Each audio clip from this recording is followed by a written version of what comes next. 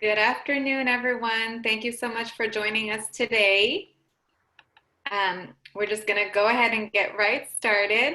I'd first like to thank everyone and let you know that your video is off and that you'll be muted throughout the entire presentation, and that you can use the chat function for comments, or if you have specific questions for our presenters, then feel free to add them to the Q&A window, which you can find at the bottom of the screen.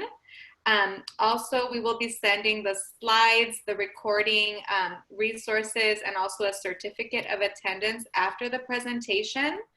I'd like to introduce myself. My name is Carolyn Crolot. I'm Senior Policy Analyst for Early Edge California, and I would like to welcome our partners from Sobrato Early Academic Language, also known as SEAL, who will present the webinar today, Developing Structures to Support Family Partnerships. And we have with us today Patricia Montes-Pate, Preschool Program Coordinator for SEAL, who is also a specialist in bilingual education and curricular design. We also have with us Ana Marisol Sanchez, Program Specialist for SEAL, who has more than 20 years of experience in education. Welcome, Patricia and Ana Marisol. Excellent. Thank you so much, Carolyn. Hello, everyone. My name is Patricia, and we are excited to be here with you again.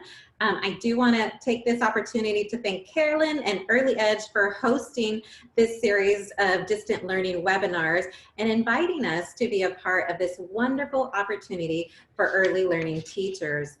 For those of you who were not able to join us at our previous webinar, Marisol and I work for SEAL, which stands for Sobrato Early Academic Language, and we are a nonprofit organization firmly rooted in equity and social justice, who strives to disrupt the systems of oppression in education by placing dual language learners at the center of our work. We are committed to ensuring all dual language learners learn, thrive, and lead. We do this by partnering with public education agencies across the state to transform their systems through professional learning and technical assistance. SEAL fosters systems change in two ways: by transforming classrooms, schools, and districts, and by advocating for state-level changes that focus on the needs of dual language learners. To learn more about our organization and the work we do, we invite you to visit our website at seal.org. We have two goals for this webinar. One is to share the research on family engagement as it pertains to families of dual language learners. We know that these are children birth to 5 who are learning 2 or more languages at the same time. And it's critical for us to be aware of this research because we know that nearly 60% of children 5 and under living in California come from homes where a language other than English is spoken. Our second goal is to share existing resources that have taken this research into account and can support you in building positive family relationships.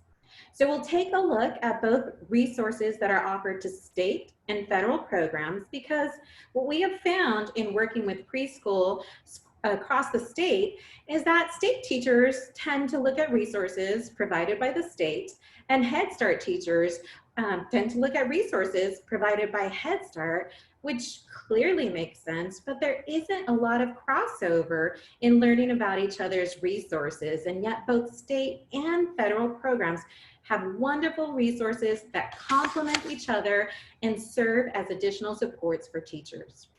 In addition, we'll also be sharing some specific strategies that we in SEAL use as a way of developing those strong family-school partnerships. So in 2013, the California Department of Education released California's Best Practices for Young Dual Language Learners Research Overview Papers. This publication was designed to provide early childhood educators with the most current research on the development of young dual language learners. 4 years later, the National Academies of Sciences, Engineering, and Medicine also released a report that describes the capacities of and influences on dual language learners' language development. So each of these publications also focus on family engagement and provide recommendations for the field. So what does the research on family engagement say? And again, we are focusing on dual language learner families, so families who speak another language other than English at home. And to begin with, it found that there is a strong correlation between family engagement with schools and a variety of positive developmental outcomes for children. So strong family engagement is linked to children's academic success. So children whose families work closely with teachers and programs have higher academic skills, and this includes early literacy, cognitive and language development, as well as socio-emotional skills. Both publications also emphasize the critical role that families play in preserving their home language and culture, which also impacts children's academic success and English language development. So all the work that families do at home, talking with their children in their home language, reading books to their children in their home language, singing songs with their children in their home language, supports children's literacy, cognitive, and social emotional skills, as well as the development of English. Another key finding that is important for us to be aware of is that there is research out there which states that dual language learner families participate at lower rates than families who speak English at home. However, it was pointed out very clearly in these publications that this body of research was limited in that it didn't take into consideration the challenges many DLL families face when interacting with their children's teachers and programs. So at this time, we want to pause for a moment and just have you reflect on this question. And you can think of this very broadly. So in general, what are some of the challenges DLL families may face when interacting with educational programs? Or you can reflect on it and be more specific, thinking about your own programs and the DLL families that you serve. And think about what are some of the challenges your DLL families face when interacting with staff and your program. So please write in the chat.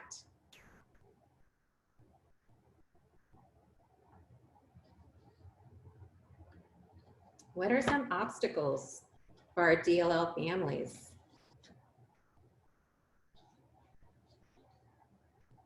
Yeah, especially the ed tech right now during this COVID time. So many families aren't sure how to use that, but language barrier, unfamiliar with programs, language, work schedules, absolutely. Perfect. Right, so you are very much in tune with what the research says, right? Of course, language is a huge barrier for families. Children of DLL families may attend schools where families and staff do not have or share that common language. Of course, that self-confidence, so many families felt uneasy interacting with schools because they couldn't express themselves fully. So there are many factors that impact DLL families' engagement. Another is simply the different views of family engagement, right? So schools tend to have more of a traditional model where families can engage either through volunteering in the classroom, leading activities, chaperoning, or being part of a parent advisory board. However, these practices may be unfamiliar, especially to our families who didn't attend a school in the United States. And of course, somebody mentioned work schedules, right? Which impede upon families being able to come in and volunteer during the school day. Then there's also cultural norms. So as educators, we need to be aware that in some countries, it's a sign of disrespect. Mexico, Korea, for example, for families to provide suggestions or recommendations to the teachers. So these are all factors for us to be aware of and take into consideration as we reflect on the level of participation of our DLL families. Based on the research findings, right, the fact that families play such a critical role in supporting children's success, coupled with the many challenges DLL families face in interacting with educational programs, the authors developed a definition of family engagement in which 6 characteristics are evident. So kind of like guidelines or recommendations of what a well thought out model that builds strong family partnerships should consist of. And those are, number 1, joint decision making, having families and programs participate equally in making decisions that relate to their children. 2 and 3 speak to the need of having a consistent flow of communication that is moving back and forth between families and the program. And that includes both listening and sharing ideas and information with one another.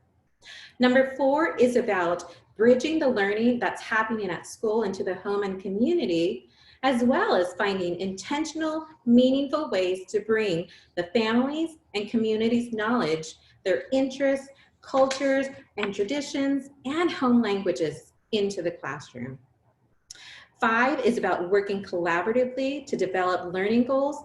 And number 6 focuses on programs providing professional development opportunities that support staff in building those strong family-school partnerships. So taking this research into account, resources at both the state and federal level have been created to support and provide guidance to programs and early childhood educators. 3 of the resources we'll be sharing with you today are the English Learner Roadmap, the California Preschool Program Guidelines, and the Head Start Parent, Family, and Community Engagement Framework. So in July of 2017, the State Board of Education enacted the California English Learner Roadmap, an early childhood through 12th grade policy. This assets-based policy guides California school district leaders and educators on how to support dual language learners and English learners. The policy is built on 4 interrelated principles which are outlined with guidance and examples. Thank you to Early Edge. They have created this wonderful resource which outlines how the English Learner Roadmap applies to early learning.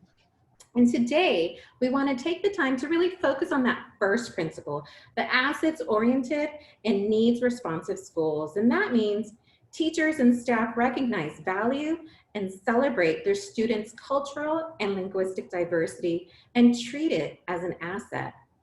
Educators value and build strong family, community, and school partnerships. So what are the implications then for us staff and administrators? Well, we need to share with families the research on home language and the many benefits of bilingualism so that families understand how critical it is to continue supporting their child's home language development at home and school. Again, we see here the importance of that two-way ongoing communication between families and schools, finding ways to communicate and provide materials to families in their home language, as well as finding those intentional, meaningful ways to honor and value children's home language and culture in the learning environment. Moving on then to our first resource from the California Department of Education, came out in 2015, released the California Preschool Program Guidelines, which provides guidance to administrators and teachers in creating high quality programs. So there are 9 program guidelines. There are 10 program guidelines. Guideline number 4 focuses on engaging families and communities. And you can see here that it lists 9 practices that support this work. So you can just read these practices. You can see number 2 focuses on the valuing the role of families. Number 9 talks about the importance of supporting the home language. So it's very evident that these guidelines was designed with the research in mind. There are many, and I just want to emphasize, many wonderful resources and information presented in this book. It's over 200 pages long, and we certainly recommend, if you have the time, to look through it. It's available online through PDF, but they also have it as a hardback. But we have gone ahead and created a PDF of just the guideline number 4 that focuses on engaging families and communities. So again, in our work, we have found that many administrators reference this tool, but classroom teachers and other support staff are not as familiar with it. So we want to be able to get this into your hands. And you can see here the layout. The guideline is highlighted in green, and then each practice is in bold lettering. So here you can see 4.1, right, speaks to programs and teachers, build trusting collaborative relationships with families. It then provides a clear and concise description and rationale as to why this practice is critical. And then it also focuses on specific examples of what can occur both at the program level, so by the directors and administrators, and then also looking at from the classroom level, what can teachers do to support or enact this practice in their classroom. Next, we have a resource that comes from Head Start. So they have their own framework that supports family and community engagement. It specifies 7 family outcomes, again, based on research that have been shown to promote positive child outcomes. So like number 1, if families are well, if they're healthy, if they have services for housing and food assistance, of course, they're going to be under less stress, which is then going to enable them to develop more positive parent-child relationships. Needing, right? Number 6, that need to build those social networks with peers and other communities is a key component, as well as having families take on leadership roles to improve their children's development and learning experiences. In addition to the framework, Head Start programs also have available a guide to developing relationships with families. And in this guide, it speaks to the importance of having a strength-based approach, right? In which family-school partnerships begin by first acknowledging what are the strengths that families have? How can I incorporate those and learn more about them so that we are on the same page? We're building this relationship that's really based on trust. In addition to these, the approach, it also speaks to ensuring that staff develop and maintain this strength-based attitudes, right? Having those positive attitudes while working with families. So it offers 5 strength-based attitudes for staff to keep in mind as they develop relationships with families, right? Like starting your conference by having these right in front of you. All families have strengths. Families have expertise about their child and the family, and it can definitely change just the way that you engage with the families.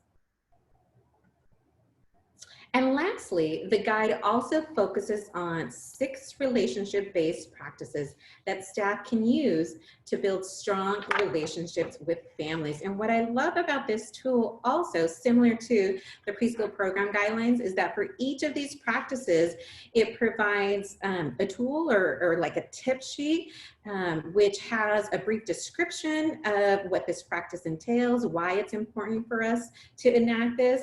It provides a list of actions or ways that staff can enact this practice. And then finally there you can see that it lists some examples of what this might look like in a classroom setting. So all of these resources are wonderful tools in building strong family partnerships that we need to be aware of, regardless of whether we're working in a state or federally funded program. And again, you will be receiving links to the resources we are sharing as part of this webinar.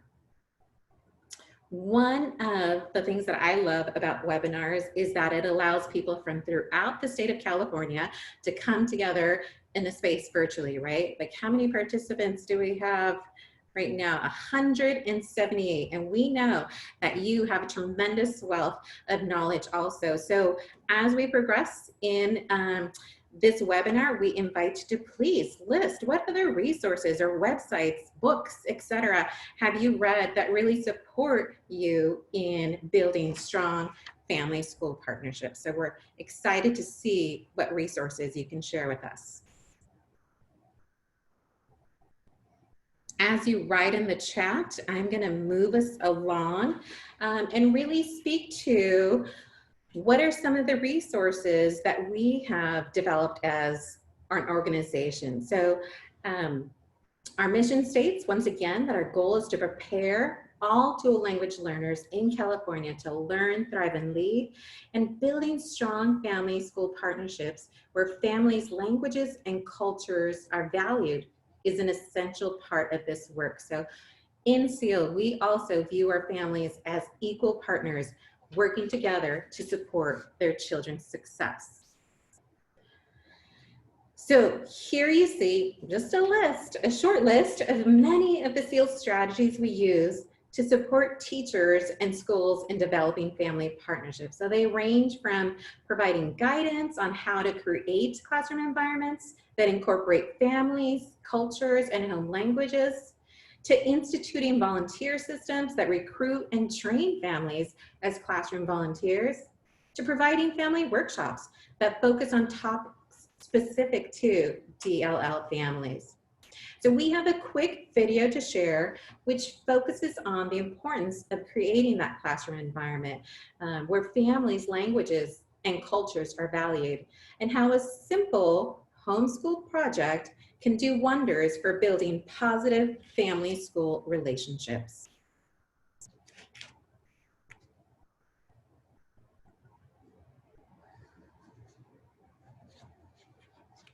Ok, buenos días papitos. Entonces hoy vamos a compartir todo lo que han visto los niños de los insectos y vamos a hablar de la conexión escuela-hogar y cómo ustedes se sintieron con este proyecto. ¿Quién quiere ir primero? A ver, señora Esperanza, venga con Jeffrey. Vengan acá, vengan. Ven Jeffrey con tu mami. A ver, aquí. Y nos van a contar de su experiencia, de su trabajo con su insecto. A ver. One of the things that we saw today is the result of a family school project. These things happen all the time in a SEAL curriculum where teachers are thinking about what is it I can have children go home and do with their families that connects the families to what we're learning in school, that enables the kids to bring something wonderful into the classroom that they've created with their parents. Parents are children's first teachers. And for young children who are in school and in programs for the first time, the connection between home and school becomes very, very important. To have these two very different worlds is difficult for children. So high quality programs really work at the connection between families and schools and create opportunities for the parents to be part of what happens in school, create environments in the classroom where kids can see their families represented while they're at school.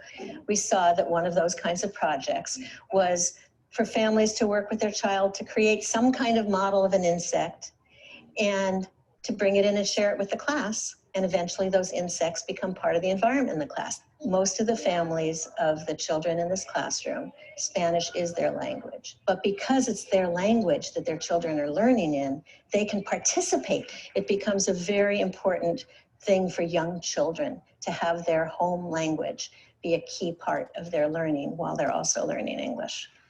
La ciencia que estudia los insectos se llama, ¿cómo se llama? ¿Cómo se llama el que estudia los insectos? Entomólogo. Entomólogo. El Muy entomólogo bien. está hablando mucho de entomólogo y me impresiona, ¿verdad? Ver cómo ellos han aprendido palabras nuevas, ¿verdad? Que por lo menos yo no sabía, ¿verdad? Que entomólogo es la ciencia que estudia la persona que estudia los insectos. Entonces eso fue algo nuevo para mí.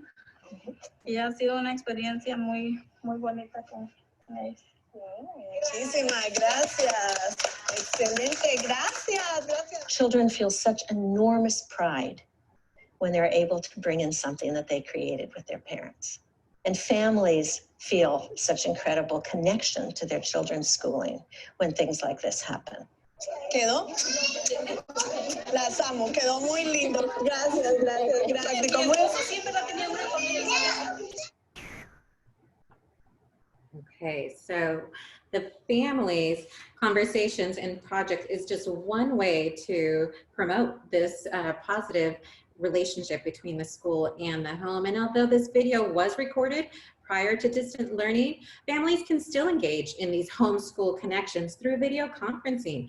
And you may choose to group families into smaller groups based on language or children's age, perhaps, but this provides the opportunity for families to build their social network and also learn from one another.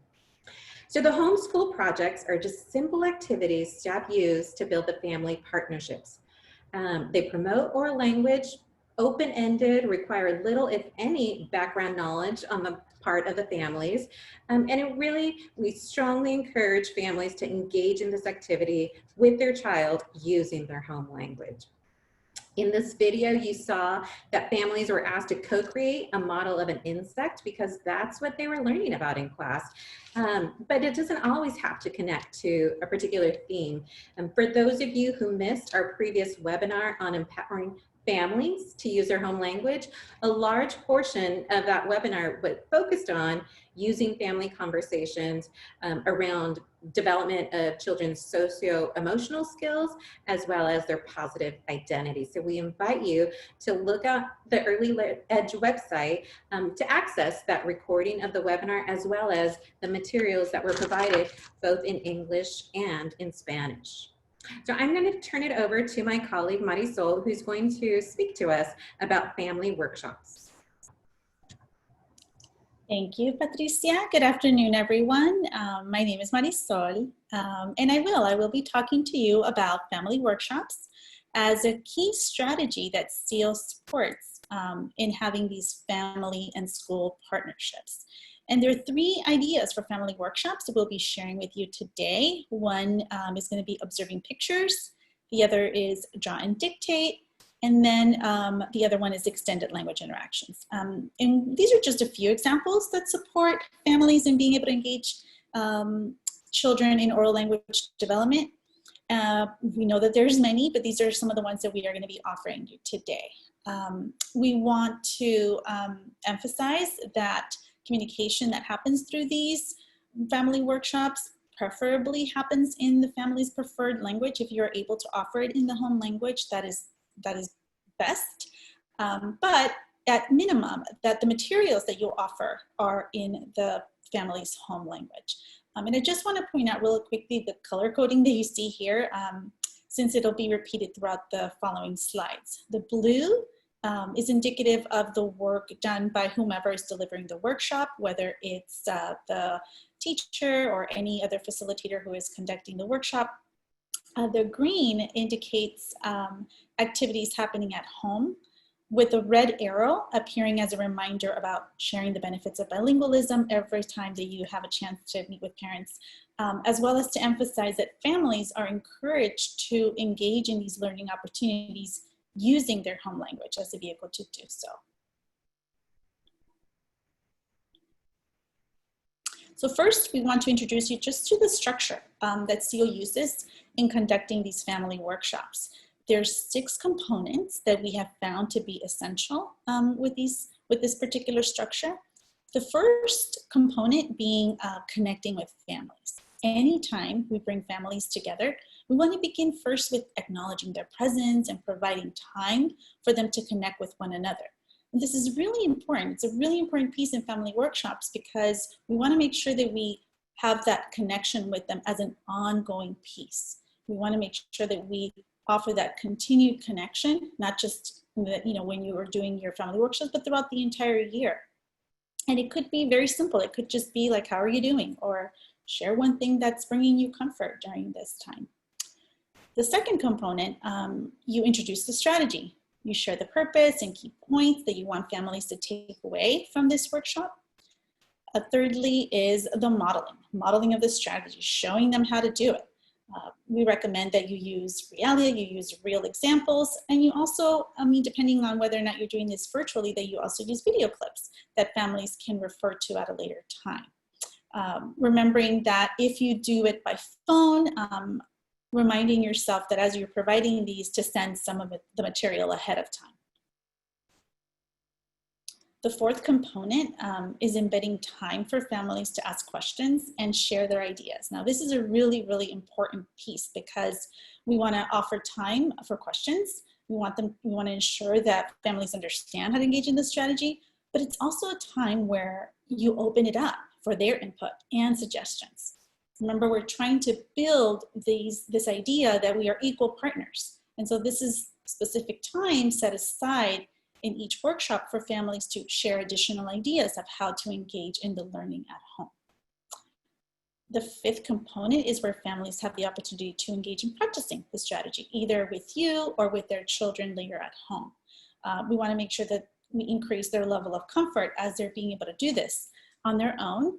And moving now to the sixth component, which is asking those final questions. Having that opportunity to open up for answering questions, making clarifications, and again, having the families be able to share ways in which they modified what happened at home. And one thing I do want to say is that in terms of materials, like prior to the workshop, it's important to establish with families the ways in which you're going to be sharing the resources, letting them know of the materials that they might need to fully participate in the workshop. Might be photos that you're going to ask them to bring, might be other very simple things that they already have at home, and be ready as the person who's presenting it. And I just want to also say that the resources that we're providing you, the workshops that we are giving you, are those that do not require that families have all these fancy things at home. We intentionally chose those that lend themselves to things that they already have at home, and opportunities that are already happening in their daily life. So that's the general structure. The first workshop that we're going to offer you and share with you is observing pictures. And the other thing I just want to say before I move on to really deep into this is that we're providing you all these materials, both in English and in Spanish, but we highly encourage you to use them as you see fit, tailoring them to meet the needs of your families. So to begin, you start by sharing the purpose, right? So you begin by letting them know why they're going to be engaging in this strategy. For this particular one, we want children to practice the skill of observing and noticing details to pique their interest and curiosity. And while we're doing this, we are engaging in conversation. They're asking questions. We're developing their language even further. Important to let families know that for this particular activity and this particular strategy, new questions may be generated that will spark additional research and exploration with the that they might support the child with. So all of this work, attention to detail, generating questions, researching, all supports oral language and early literacy development, which is why it's critical for families to engage in this activity in their home language, because we know home language supports the ability to acquire all language. And as you're guiding families through this strategy of observing pictures, you want to be sure to emphasize the various ways that families can engage in the work. So it could be that they focus on noticing details. It could be that they're asking children to make predictions about what they think is happening in the picture. And I just want to also say that when we talk about observing pictures, we're not just talking about photos, we're also talking about illustrations in books. So you can focus on asking children to make predictions about what is happening in the story or what is happening in the picture. Taking the opportunity to elaborate and expand on ideas, either through questions or adult modeling. And you can also include some social emotional language by asking children, how do you think the people in the photo are feeling? Or what does this illustration make you think of? Or how does this make you feel? So we're gonna practice. The next part would be to model, right? So we're actually gonna model this, how to use this strategy. So here's a photo I wanna share with you, and I want you to look at this photo, but I want you to think as if you were a 3 or 4-year-old and respond to the questions that I'm gonna provide in the chat box. So think about yourself as a 3 or 4-year-old and answer in the chat box. Here's the first question. You ready? Who do you see in this picture?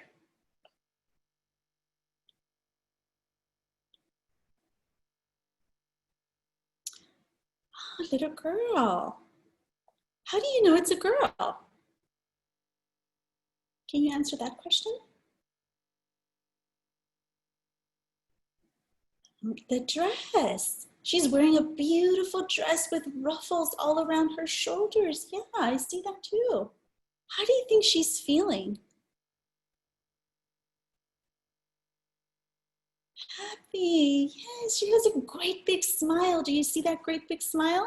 You can see all of her teeth and her eyes are so expressive. You can see so much excitement in them. Why do you think she's so excited?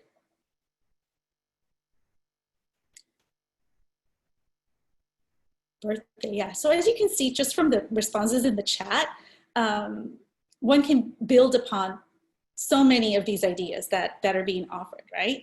And again, as the adult, you continue to elaborate on what the child has said, continuing to ask questions, supporting the skill of observing closely. One of the things that I saw was the cake, and I could have said, how do you know that's a cake? And then that forces you to really look at the photo and see, oh, actually, do I know that it's a cake? It looks like something that I already know. I see a candle. So you are supporting that skill of observing closely and modeling more sophisticated vocabulary. Thank you for participating. By the way, that's me when I'm 3 years old. Okay. We also have a video to share with you in the form of a short example. We want to be able to offer you different examples of ways in which you can do these workshops. It could be that you're using your own photo. It could be that you're using a book. It could be that you're using this video. And so we have this video to show you. Okay. Mira, ya compraron muchas cosas y se van para la casa. Dice, gracias por visitar. No problem. Ya se van a la casa. Mom! Mira, ahí está el gato.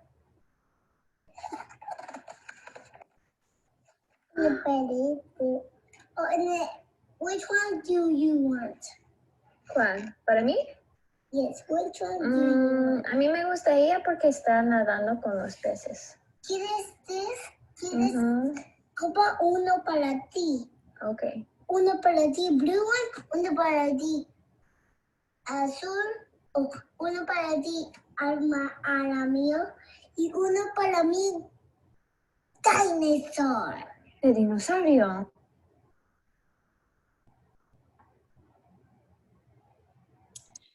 So as you were watching the video, I hope you were noticing how the parent was extending that children's language and vocabulary. I want to give you some time to offer some examples of what you saw. And I should have actually prefaced this before you watched the video, but from watching that video, what are some examples that popped up at you for how the mother extended the children's language and vocabulary? She definitely asked questions. She did. She repeated those English words that the child was saying in Spanish because at this point she was supporting the English. She repeated. She asked open-ended questions. Absolutely, yeah. And while the child was speaking in a combination of English and Spanish, she maintained one language, right?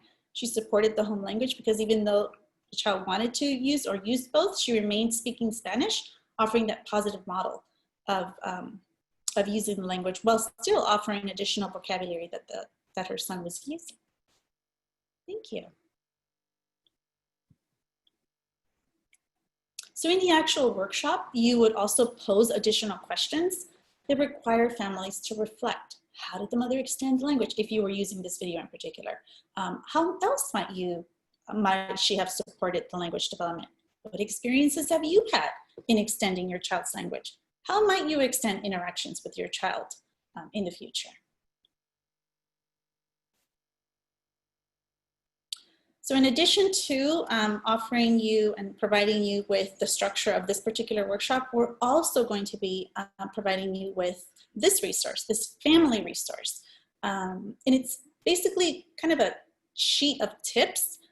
We are offering it to you in English and in Spanish, and it provides all of the tips related to this particular strategy. So it gives parents like a little blurb about what this strategy is, what the point of it is, as well as prompts, suggested prompts and guidance for what to consider as they engage in this activity. And it's a very user-friendly, easy to use, and it's both in English and in Spanish. And finally, families have the opportunity to go out and practice on their own. We always want to encourage the families to engage in these activities using their home language. Equally important to make a plan to come back together so that they can share their experiences or questions that came up for them. The second family workshop focuses on extended language interactions. Again, you'd share the purpose, the rationale. This particular one is about children learning how to effectively communicate by engaging in conversations. Extended language interactions are those opportunities for children to engage in conversations with an adult where they're exposed to opportunities to expand vocabulary, practice the skill of staying on topic through back and forth exchanges, and opportunities for them to hear more complex ways of expressing their thoughts. And so you would share the key points. So the key points of this one are encouraging back and forth exchanges and extended language, children's language. Another key point is that you are inviting children to talk about what they are doing, and you're encouraging higher level thinking with helping them make connections with things that they're learning through their teacher and things that are happening at home, making comparisons, model thinking out loud and exposing them to new concepts.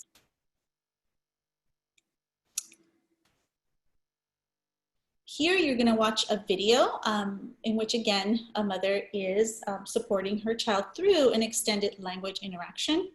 And I want you to notice what the child is saying compared to what the mother is saying and how she is supporting that extended conversation and extended language interaction. Daniel, what are you doing? What is it? It's a monkey. Me too, hell in the water.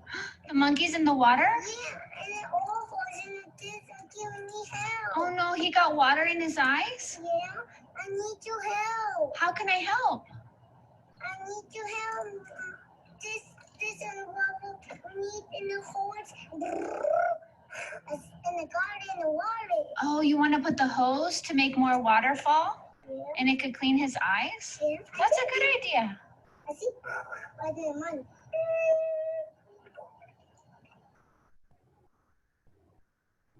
So here we saw the mother engaging in an extended language interaction while the child was just doing something that they enjoy doing. Her child's playing, and she used this as an opportunity to extend that language and have that type of interaction. She was a positive role model. The child started speaking in Spanish, but then in this case, it was the reverse. She was trying to support him in the English. And when we look at this video even further, one of the things you could ask families is, what are some other opportunities that language could have been extended? And one could also pose to families to share examples of times when they've extended language, or think about activities that their child regularly engages in at home that would offer those opportunities to have those extended language interactions. This particular strategy that we just shared now comes from this wonderful resource that speaks to several ways to extend language interactions with children. So it's from the U.S. Department of Education and Human Services. It's from Talk, Read, and Sing. It's full of tips and sheets. It's a resource that helps basically enrich a child's early language experiences. And these are available in English and in Spanish. There's a whole set of them within the resources. We're going to be providing these for you. It's a 6-page resource that contains all of these tips. Next slide, please.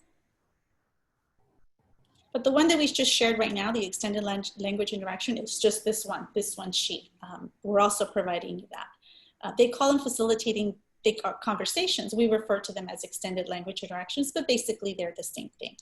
What we loved about this resource is that it provides these very user-friendly tips and examples about how one can engage in these very rich experiences with your children. And again, you're gonna get all of this. These are wonderful examples. However, we do strongly recommend that you send these one at a time, like don't send all 6 all at once. Use them as ideas for family workshops, and use the structure that we're providing to be able to hold these, again, tailoring to fit the needs of your families. We end then at this point with having the workshop given to the families to practice. So since extended language interactions lend themselves to happen at any time, we just really need to remind families to be tuned into the child's interest, to have these interactions at any moment, and to be tuned into activities that they're interested in which more language opportunities would occur, allowing the kids to be able to be the lead in the conversation, and reminding families that it is also important that as they're practicing these extended language interactions, to provide adequate wait time for children to be able to respond, rather than because you're thinking that you're extending, that you're constantly sort of interrupting them, that you also have that that fine line between adequate time and then being able to provide that extended language. And of course, like in all of the workshops, we want to empower them, the families, to make sure that they use the home language during these interactions. So we are also actually offering you a third one, the Draw and Dictate. I'm not going to go through all of the details of it, but it's basically following the same structure. You share the purpose, key points, offer a model. In this case, it's an example of a picture. Give the resources that they are going to need. These are the tip sheets in English and in Spanish.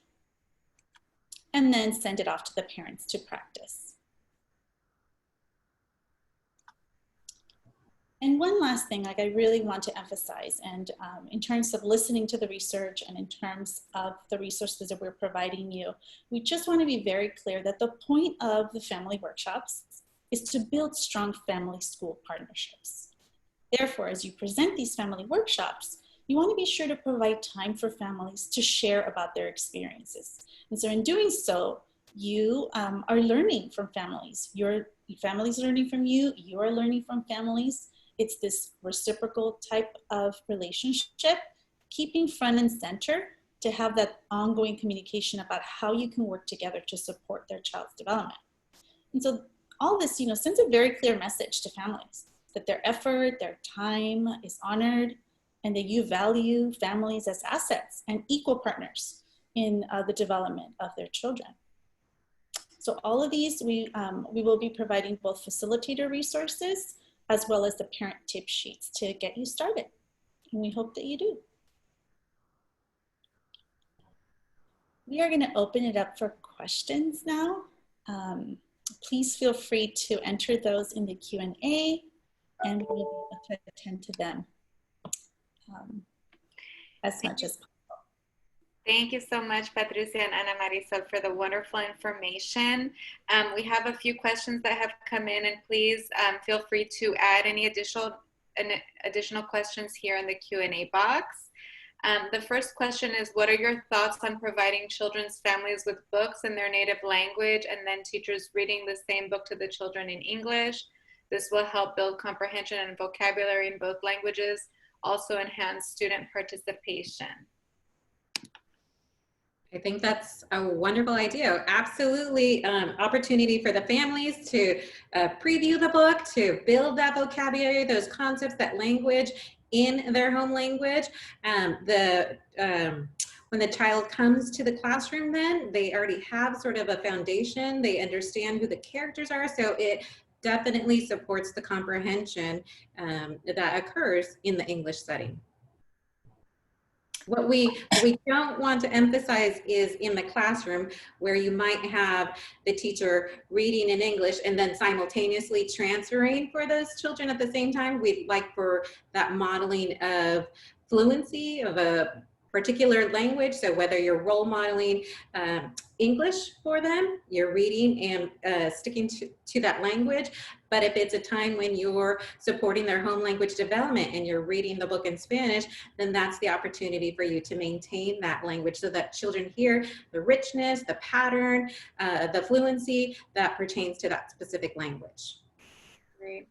We have a couple questions here about how long the workshops should be and how often they should be conducted, especially when being conducted through Zoom. So the materials that we're offering guide you with suggested times that don't go over 30 minutes.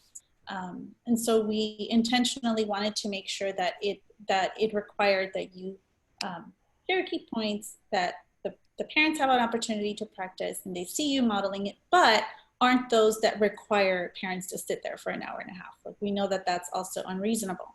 And so being flexible, like looking at the structure and determining, well, you know, I'm really going to start with connecting with families if this isn't something that you've established yet. So there's definitely flexibility, and tune into the family needs to see what works for them, and then tailor your workshops based on what you're learning from the families. And again, one of the wonderful things of this virtual setting that we find ourselves in is that you have the ability to record these sessions and perhaps provide them as YouTube links for families who weren't able to make that particular time to watch them later and still gain access to this wonderful strategy that you're sharing with them. We had some more questions here about kind of the format of the parent, you know, presentation, whether it would be done with parents during a separate time or while they're with their children, and if it's done in a small group session with distance learning. I think you're have the most expertise in terms of the group of families that you work with. I find sometimes a little bit challenging when you do have a large group and everybody is talking, for everyone to hear each other's ideas and questions and so forth. So you might provide either small group breakout sessions or conduct several of these workshops, perhaps in one sitting where you have a morning session. And so maybe, you know, 5 of your families are part of that. And then you have an afternoon. So I think the key part is just flexibility on your end and meeting the family's needs, what they can offer at this time. There are a couple questions about the slides and resources. So just a reminder that we'll be sending out the slides, the recording, the resources, and a certificate of attendance in a few days via email. So please be on the lookout for that. And then also in terms of accessing the previous webinar, we'll be sending that link as well when we send the material, so you can check out all of the other topics that we've done. And then there's one question here about you know, suggestions on how to connect with families, since as of now our parents will not be allowed to come back onto campus. Personally, I think those phone calls, we might think like that might be old school or somehow, but just picking up the phone, 5 minutes, you know, how are you doing today? I just wanted to check in. Or, you know, if there are families that are going to be new to your classroom, also reaching out, sending little cards, notes, photos of yourself, etc. Just some of those things for the children to be able to visually see who you are, to connect. Obviously, not all families have the technology where they can participate in video conferencing, but that is a wonderful resource too. FaceTime. I know a lot of teachers are using social media, so they created their own Facebook sort of private group, and that's how families interact with one another. So there's kind of a lot of ideas out there. Again, encourage you to write any ideas in the chat that you find useful in working with families. There's another question about whether you've delivered these virtually and do they work well in this format? Typically, we do face-to-face interaction, right? That's the best way to build relationships. And so this is a unique time for all of us.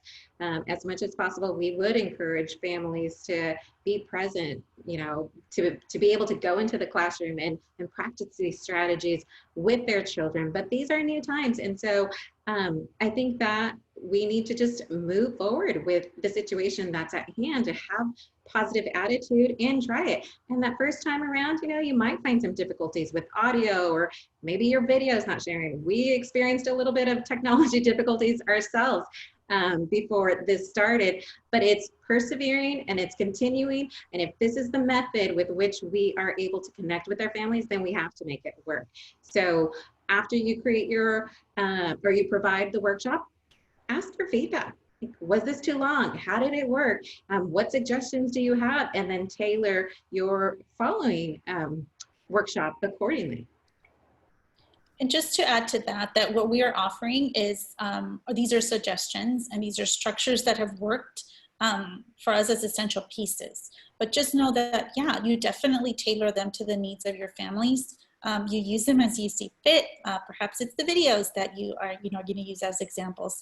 So these resources that we're providing for you are for you to use, to look at, and to think about, like when would these fit based on the needs of my families. I just added in the chat window the link to access all of our previous distance learning webinars. And there was a question about whether we need to be a member. No, they're available free of charge to anyone who would like to access them. So please feel free and please share them with others. And we hope that you find them useful, in your work with young children, especially dual language learners and their families. And then there's a question about whether there will be more training on how to connect with families or resource suggestions. We have many resources on our website, and we have like the previous family engagement webinar that SEAL conducted. On that link that I just sent, we have a COVID-19 resources, and specifically one for with resources for families and one for dual language learners available in multiple languages. And then we have one that we're planning in a couple of weeks that will be in Spanish, that will be on engaging with families, and we'll have some families, some parents involved in the actual training. So we'll be sending that out in the next week or so with additional information. So I think that's it in terms of the questions. I just want to say thank you once again to Patricia and Ana Marisol for such a wonderful presentation and resources. And thank you everyone for joining us. We hope that you enjoyed the presentation. And please be on the lookout for the recording and the PowerPoint and the resources. And have a great rest of your day. Thank you everyone for joining. Thank you so much, everyone.